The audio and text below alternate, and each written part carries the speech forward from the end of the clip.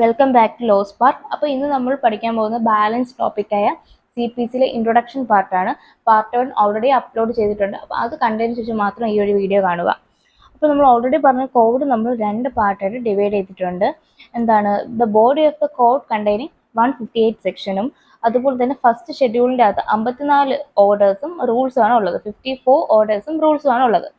അപ്പം the body of the code containing sections is fundamental and cannot be amended except by the legislature. അപ്പോൾ legislature legislature എന്ന് വെച്ചാൽ പാർലമെന്റിന് അല്ലാതെ ആർക്കും എന്ത് ചെയ്യാൻ പറ്റത്തില്ല, ഫണ്ടമെന്റൽ റൈറ്റ്സ് അമെൻഡ് ചെയ്യാൻ വേണ്ടി പറ്റത്തില്ല. അതാണ് നമ്മുടെ ബോഡി. നമ്മൾ പറഞ്ഞില്ലേ ബോഡി 158 സെക്ഷൻസ് ആണ് ഉള്ളത്. By the virtue of section 122 of the Code of Civil Procedure, the first schedule containing orders and rules can be amended by the High Court. അപ്പോൾ നമ്മൾ പറഞ്ഞു ഈ ഒരു കോഡ് ഫസ്റ്റ് ബോഡി പാർട്ടിൽ വരുന്ന 158 സെക്ഷൻസും അതിലുള്ള ഫണ്ടമെന്റൽ റൈറ്റ്സ് എന്ത് ചെയ്യാൻ പറ്റത്തില്ല, അമെൻഡ് ചെയ്യാൻ പറ്റത്തില്ല. അത് ലെജിസ്ലേച്ചറിന് മാത്രമേ എന്ത് ചെയ്യാൻ പറ്റുള്ളൂ, അമെൻഡ് ചെയ്യാൻ പറ്റുള്ളൂ. പക്ഷെ ബാക്കി ഉള്ള പാർട്ടിലെ ഓർഡേഴ്സും അതുപോലത്തെ റൂൾസും എല്ലാം നമുക്ക് ഹൈക്കോർട്ടിന് എന്ത് ചെയ്യാം, അമെൻഡ് ചെയ്യാനുള്ള പ്രൊവിഷൻസ് ഉണ്ട്. അപ്പോൾ ഓക്കെ, ക്ലിയർ ആയല്ലോ. നമുക്ക് അടുത്ത നോക്കാം. When a person's right recognized by civil law is violated by another, the aggrieved person can approach a civil court by the way of suit or other proceeding for a remedy. അപ്പോൾ ആരാണ് aggrieved person എന്ന് വെച്ചാൽ ഇപ്പം ഒരു injury വേറൊരു person എന്ത് ചെയ്തു, ഒരു സിവിൽ ലോ വയലേറ്റ് ചെയ്തപ്പം ഇഞ്ചുറി പറ്റി അല്ലെങ്കിൽ ഡാമേജ് പറ്റിയ ആളുണ്ടല്ലോ, ആ ആളാണ് അഗ്രീഡ് പേഴ്സൺ.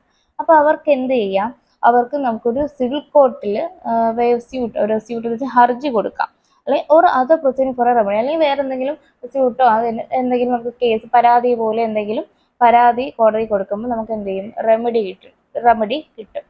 അപ്പോൾ നമുക്ക് എന്ത് ചെയ്യാം, സിവിൽ കോർട്ടിൽ ഒരു സിവിൽ ലോ വയലേറ്റ് ആയാൽ സിവിൽ കോടതി വഴി നമുക്ക് നേടിയെടുക്കാൻ പറ്റും. അതുപോലെ the person who institute the suit is known as plaintiff. ആരാണോ സ്യൂട്ട് കൊടുക്കുന്നത്, ഇൻസ്റ്റിറ്റ്യൂട്ട് എന്ന് വെച്ചാൽ ഇപ്പോൾ നമ്മൾ ക്രിമിനൽ കേസിൽ കേസ് ഫയൽ ചെയ്തു എന്ന് പറയും, സിവിൽ ലോയിൽ എന്ത് ചെയ്യും, സ്യൂട്ട് ഇൻസ്റ്റിറ്റ്യൂട്ട് ചെയ്തെന്ന് പറയും. ആ ഒരു വ്യക്തിയാണ് പ്ലൈൻറ്റിഫ് പറയുന്നത്, എന്ന് വെച്ചാൽ വാദി. അതുപോലെ person against whom the suit is institute, ആർക്കെതിരെയാണോ സ്യൂട്ട് ഇൻസ്റ്റിറ്റ്യൂട്ട് ചെയ്തത് ആ ഒരു പേഴ്സണെയാണ് നമ്മൾ ഡിഫൻഡന്റ് എന്ന് പറയുന്നത്, എന്ന് വെച്ചാൽ എന്താണ്, പ്രതി, വാദിയും പ്രതിയും. അപ്പം the following are the instance of civil suit. അപ്പോൾ പറയുന്ന കുറച്ച് കാര്യങ്ങളാണ് എന്താണ് ഒരു സിവിൽ സ്യൂട്ട്, സിവിലായിട്ടുള്ള നമുക്ക് ഹർജി എന്നൊക്കെ നോക്കാം. ഒരു 4 എക്സാമ്പിൾ പഠിച്ചു വെച്ചാൽ മാത്രം മതി. ഒന്നാമത്തത് suit for recovery of money by the creditor against debtor. അപ്പോൾ എന്താണ്, ഇപ്പം കടം വാങ്ങിയ ആളാണല്ലോ ഡെപ്റ്റർ, കൊടുത്ത ആളാണ് ക്രെഡിറ്റർ. അപ്പോൾ ക്രെഡിറ്റർ എന്ത് ചെയ്യുക, മണി തിരിച്ച് ആ ഡെപ്റ്ററിൻ്റെ കയ്യിൽ നിന്ന് തിരിച്ച് റിക്കവർ ചെയ്യുന്ന ആ ഒരു സ്യൂട്ട് കൊടുക്കുന്നതാണ് suit for recovery of money. അടുത്ത രണ്ടാമത്തേന്ന് വെച്ചാൽ suit for partition of family property by a co partner. നമ്മൾ ഫാമിലി ലോയിൽ പഠിക്കും. കോ പാർട്ട്നേഴ്സ് എന്ന് വെച്ചാൽ എന്താണ്, ഒരു ഹിന്ദു ജോയിൻറ്റ് ഫാമിലിയിൽ ബൈ ബർത്ത് വഴി തന്നെ അവർക്ക് എന്ത് കിട്ടുന്നു, പ്രോപ്പർട്ടി റൈറ്റ് കിട്ടുന്നു. അപ്പോൾ ആ പ്രോപ്പർട്ടി പിന്നെ അവരെന്ത് ചെയ്യും, പാർട്ടീഷൻ ചെയ്യുന്നതാണ്. അപ്പോൾ അതിൻ്റെ പാർട്ടീഷൻ ആയിട്ട് ബന്ധപ്പെട്ട എന്തെങ്കിലും സ്യൂട്ട് ഫയൽ ചെയ്യുന്നതും അതാണ് second one. And third one എന്ന് പറയുമ്പോൾ the suit for compensation for tort committed by defendant എന്തെങ്കിലും എന്ത് ചെയ്തു, ഒരു ടോർട്ട് കമ്മിറ്റ് ചെയ്യുക. ടോർട്ട് എന്ന് പറയുമ്പോൾ ഒരു സിവിൽ റോങ് ആണ്, അതിൻ്റെ കോമ്പൻസേഷന് വേണ്ടി എന്ത് ചെയ്യുക, സ്യൂട്ട് കൊടുക്കുക. അതാണ് മൂന്നാമത്തെ. അടുത്ത ലാസ്റ്റ് ഫോർത്ത് വൺ എന്ന് പറയുമ്പോൾ suit for dissolution of partnership by a partner. പാർട്ണർഷിപ്പിൽ നമ്മളിപ്പോൾ എന്തെങ്കിലും എന്ത് ചെയ്യുക, ഓരോ ഷോപ്പ് അങ്ങനെയൊക്കെ നമ്മൾ സ്റ്റാർട്ട് ചെയ്യും. അപ്പോൾ അതിൻ്റെ എന്താ ഡിസൊല്യൂഷൻ എന്ന് പറയുമ്പോൾ അതെല്ലാം പാർട്ണർഷിപ്പ് എന്ത് ചെയ്യുക, മതിയാക്കുക എന്ന് വെച്ചാൽ അത് ഡിസോൾവ് ആയി പോകുക, ഡിസൊല്യൂഷൻ ആയി പോകുക എന്ന് വെച്ചാൽ അത് വൈൻഡ് അപ്പ് ചെയ്ത് പോകുക. അപ്പം അതിനെതിരെയായിട്ട് അതിൻ്റെ ഒരു സ്യൂട്ട് ഫയൽ ചെയ്യുക. അങ്ങനെ 4 ഇതൊക്കെയാണ് എന്താണ് ഒരു സിവിൽ സ്യൂട്ടിൻ്റെ ഒരു ഉദാഹരണം നമുക്ക് പറയാൻ പറ്റും. A suit can be instituted by presentation of plaint. ഒരു പ്ലെയിൻ്റെ നമ്മളൊരു സ്യൂട്ട് കൊടുക്കുന്ന എപ്പോഴും ഹർജി സമർപ്പിക്കുന്ന ഒരു പരാതി കൊടുക്കുമ്പോഴാണ് നമ്മളൊരു ഹർജി സമർപ്പിക്കുന്നതായിട്ട് കണക്കാക്കുന്നത്. The plaint is the pleading of plaintiff. അപ്പോൾ ഒരു വാദിയുടെ ഒരു അപേക്ഷയാണ് എന്ത്, പ്ലെയിൻറ്റ്, പരാതി. അപ്പോൾ when a suit is instituted the civil court will issue a summons to the defendant. അപ്പോൾ നമ്മളൊരു സ്യൂട്ട് ഇൻസ്റ്റിറ്റ്യൂട്ട് സിവിൽ കോടതിയിൽ ചെയ്തു. അപ്പോൾ ആ സിവിൽ കോർട്ടിൽ നിന്ന് ഇഷ്യൂ ചെയ്യുന്നത് സമൻസ് ആർക്കെതിരെ, ഡിഫൻഡന്റിന് എതിരെ എന്ന് വെച്ചാൽ പ്രതിക്കെതിരെ എന്ത് ചെയ്യും, സമൻസ് ഇഷ്യൂ ചെയ്യും. The defendant can file his reply in writing on as return statement. അപ്പം പ്രതി എന്ത് ചെയ്യും, പ്രതി അവരുടെ ആ പരാതിക്കുള്ള റിപ്ലൈ കൊടുക്കണമല്ലോ, ഇൻ റൈറ്റിങ്ങിൽ കൊടുക്കുന്നതാണ് റിട്ടേൺ സ്റ്റേറ്റ്മെന്റ് എന്ന് പറയുന്നത്. അപ്പോൾ ഈ റിട്ടേൺ സ്റ്റേറ്റ്മെന്റ് എന്ന് പറയുമ്പം ആരുടെ പ്ലീഡിംഗ് ആണ്, ആരുടെ അപേക്ഷയാണ്, ഡിഫൻഡന്റിന്റെ എന്ന് വെച്ചാൽ ആ ഒരു പരാതിയുടെ മറുപടിയായിട്ട് പ്രതി എന്ത് ചെയ്യും, വാദിക്ക് അയക്കുന്നതെന്ന് വെച്ചാൽ കോടതിയിൽ അയക്കുന്നതാണ് റിട്ടേൺ സ്റ്റേറ്റ്മെന്റ്. അപ്പോൾ അത് ഡിഫൻഡന്റിന്റെ എന്താണ് അപേക്ഷയാണ്. After considering the pleading that is plaint and return statement. അപ്പം എന്താണ് കോടതി the court will frame issue. അപ്പം ഈ ഒരു പ്ലീഡിങ്സ് രണ്ടുപേരുടെയും എന്താണ് പ്ലീഡിങ്സ് അവരുടെ അപേക്ഷ എടുത്തതിന് ശേഷം കോടതി അതിൽ നിന്ന് ഫ്രെയിം ചെയ്യുന്ന ഇഷ്യൂ, എന്തൊക്കെയാണ് കാര്യങ്ങൾ, എന്തൊക്കെയാണ് ആ രണ്ട് ആൾക്കാരുടെയും ഇഷ്യൂസ് എന്താണെന്ന് കോടതി എന്ത് ചെയ്യും, ഫ്രെയിം ചെയ്യും. Thereafter, the parties will have to adduce evidence to prove their contention. അപ്പോൾ എന്ത് ചെയ്യാം, രണ്ട് പാർട്ടീസും പ്ലെയിൻറ്റിഫും അതുപോലെ ഡിഫൻഡൻറ്റും എന്ത് ചെയ്യണം, എവിഡൻസ് അവരുടെ കണ്ടൻഷൻ, അവരുടെ എന്താണോ അത് പ്രൂവ് ചെയ്യാൻ വേണ്ടി അവരെന്ത് ചെയ്യണം, അഡ്യൂസ്ഡ് എന്ന് വെച്ചാൽ ചൂണ്ടിക്കാണിക്കുക, ആ എവിഡൻസ് അവർ കൊടുക്കണം. After considering the evidence the court will pronounce its judgement and decree. അപ്പോൾ അവർക്ക് എവിഡൻസ് എല്ലാം കിട്ടിയതിന് ശേഷം കോടതി എന്ത് ചെയ്യും, അവർ പിന്നെ ജഡ്ജ്മെന്റ് വിധി പറയും.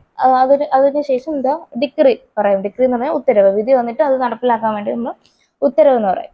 അപ്പോൾ the decree can be executed by the presenting and execution application. അപ്പോൾ അത് നടപ്പിലാക്കാൻ വേണ്ടി, ആ ഉത്തരവ് നടപ്പിലാക്കാൻ വേണ്ടി നമ്മൾ ഒരു എക്സിക്യൂഷൻ ആപ്ലിക്കേഷൻ എന്ത് ചെയ്യും, എക്സിക്യൂട്ട് ചെയ്യും, നടപ്പിലാക്കും. എന്നിട്ട് the person is whose favour judgement and decree is passed is known as decree holder. അപ്പോൾ ആർക്ക് അനുകൂലമായിട്ടാണോ, ആർക്ക് ഫേവറായിട്ടാണോ ആ വിധി വന്നത് അവരെ പറയുന്ന പേരാണ് decree holder. And the person against whom the judgement and decree is passed known as judgment debtor. ആർക്കെതിരെയാണോ, ആർക്ക് അഗെയിൻസ്റ്റ് ആയിട്ടാണോ വിധി വന്നത് അല്ലെങ്കിൽ ഉത്തരവ് വന്നത് അയാളെ പറയുന്ന പേരാണ് judgment debtor. A person who is aggrieved by judgment and decree. ഇപ്പോൾ ഒരു പേഴ്സൺ, അപ്പോൾ ആരാണ് അഗ്രീഡ് പേഴ്സൺ, ഇവിടെ ജഡ്ജ്മെന്റ് ഡെപ്റ്റർ ആണ്. ആ അഗ്രീഡ് പേഴ്സൺ എന്ത് ചെയ്യാം, ആ വിധിക്കെതിരെ അല്ലെങ്കിൽ ആ ഡിക്രിക്കെതിരെ എന്ത് ചെയ്യാം, ഈ പറയുന്ന 3 കണ്ടീഷൻ ഉണ്ട്. ആ കണ്ടീഷനിലൂടെ നമുക്ക് നോക്കാം.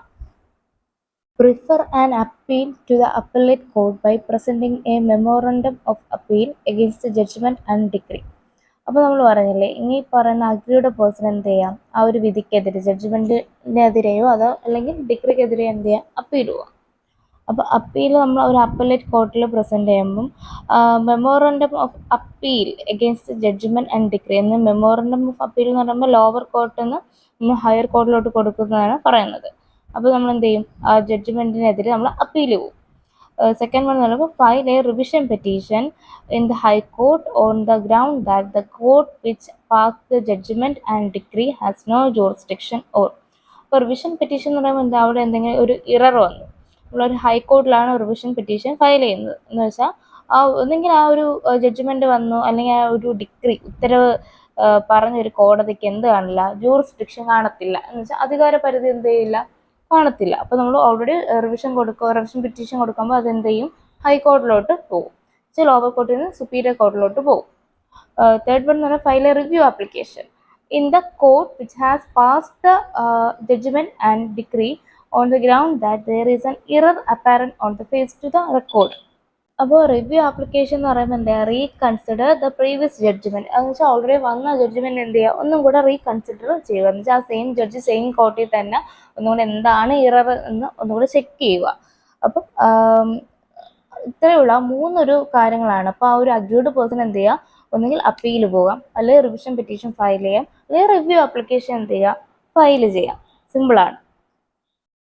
ഓക്കെ ഫ്രണ്ട്സ്, അപ്പോൾ നമ്മൾ എങ്ങനെയാണ് നമ്മൾ ഈ ഒരു സ്യൂട്ട് നമ്മൾ ഇൻസ്റ്റിറ്റ്യൂട്ട് ചെയ്യുന്നത്, അതിൻ്റെ ഒരു ജനറൽ പ്രിൻസിപ്പിൾ എന്താണ്, അതുപോലെ തന്നെ പെക്യൂണറി ജൂറിസ്ഡിക്ഷൻ എന്താണ്, ടെറിട്ടോറിയൽ ജൂറിസ്ഡിക്ഷൻ എന്താണെന്നുള്ളത് ഇതിൻ്റെ ബാലൻസ് വീഡിയോ ആയിട്ട് നമ്മൾ അടുത്തൊരു പാർട്ടായിട്ട് വരുന്നതാണ്. അപ്പോൾ ഫ്രണ്ട്സ്, നിങ്ങൾ എന്തായാലും ഈ ഫസ്റ്റ് പാർട്ടും സെക്കൻഡ് പാർട്ടും ഇനി വരുന്ന തേർഡ് പാർട്ടും കാണണം. കാരണം ഇതൊരു ഇൻട്രൊഡക്ഷൻ വീഡിയോ ആണ് CPCയുടെ. നമ്മൾ ഇത് ക്ലിയർ ആക്കിയാൽ മാത്രമേ നമുക്ക് മുന്നോട്ട് ഉള്ള ടോപ്പിക്കെല്ലാം നല്ല ക്ലിയർ ആയിട്ട് നമുക്ക് മനസ്സിലാവത്തുള്ളൂ.